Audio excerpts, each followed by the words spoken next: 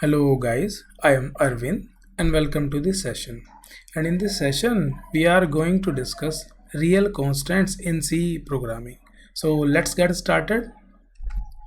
Guys, real constants are also known as floating point constants, and these constants must have a decimal point.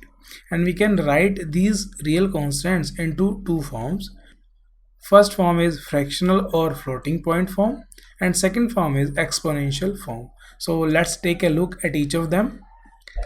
Guys, now we are going to discuss fractional or floating point form. A floating point constant must have at least one digit.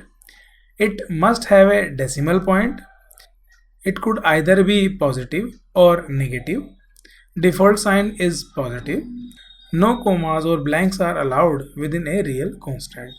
And these are the few examples of fractional or floating point constants: plus 325.34, 426.0, and minus 32.76. Now guys, let's go ahead and we'll discuss exponential form. Guys, the mantissa part and the exponent part should be separated by a letter E. So 3.4 is a mantissa here and 12 is a exponent. And the mantissa part may have a positive or negative sign. Default sign of mantissa part is positive.